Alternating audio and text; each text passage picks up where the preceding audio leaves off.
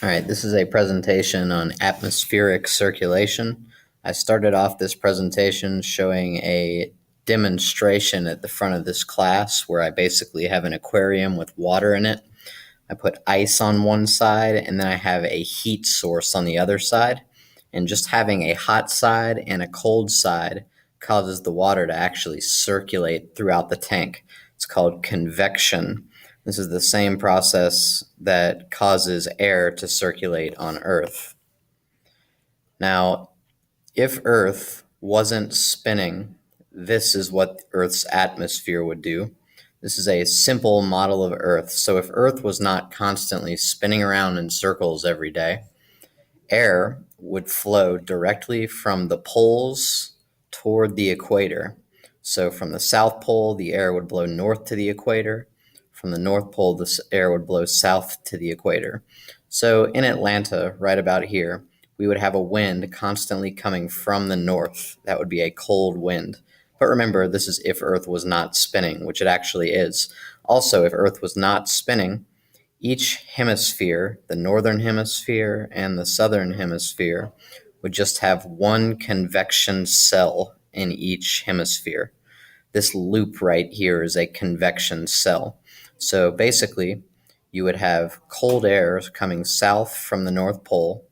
Then once that air got to the equator, it would have heated up, and that hot air would rise. That would cause thunderstorms, and that hot air would then blow back north towards the North Pole, way up at the top of the atmosphere.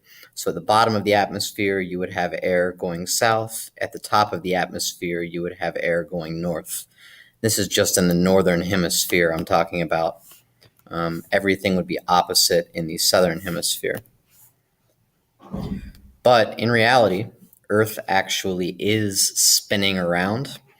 And since the Earth is spinning, the Coriolis effect actually affects the way that the Earth's air circulates. So it's not as simple. We actually end up having 3 different circulation cells. 1, 2, 3. These are called convection cells. So there's 3 in each hemisphere. There's a polar cell. There's a middle cell right here that Atlanta is usually in. And then there is a tropical cell down here closer to the equator. And the reason this animation is going up and down is because Earth actually the tilt goes up and down throughout the year, which is why we have summer part of the year and winter part of the year. So you can kind of see the way that the entire atmosphere shifts as the year changes, as you go through the seasons, basically.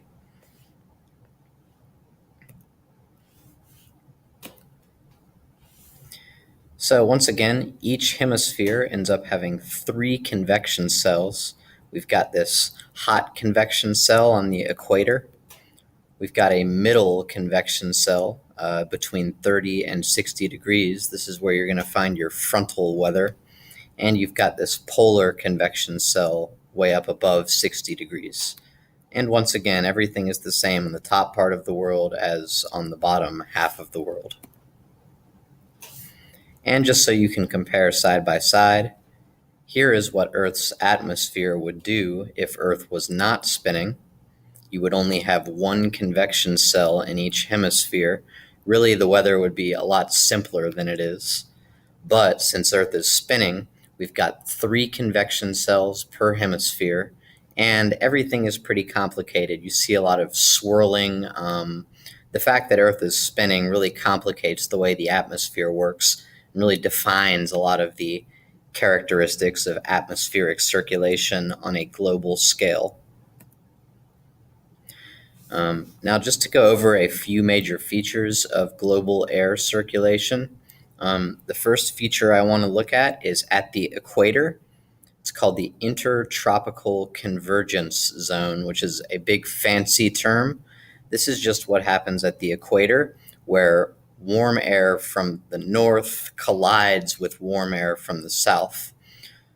So when you've got this warm air from the north running into this warm air from the south near the equator, that air has nowhere to go except for up. So at the intertropical convergence zone, you have warm air being pushed up which causes thunderstorms.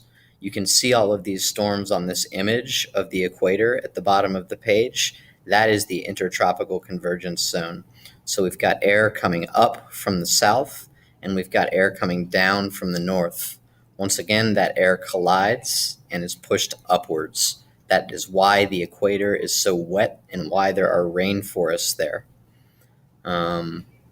And all of that information I just went over is recapped right here in points A and B. The second feature that I want to point out is called the horse latitudes. Now, unlike the intertropical convergence zone, which is at the equator, the horse latitudes are at 30 degrees north and 30 degrees south. These are areas where actually warm air, instead of colliding, it is spreading apart basically. And you've got cold air from the upper atmosphere sinking towards the ground. So this creates areas that are relatively cold and dry, because cold air actually tends to be very dry.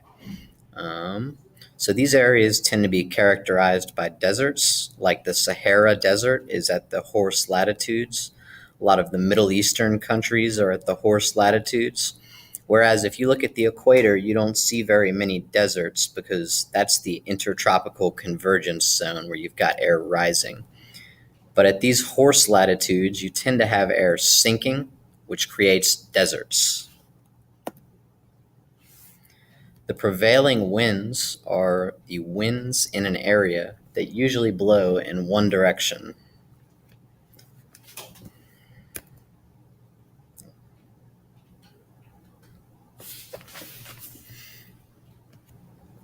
Okay, I am back.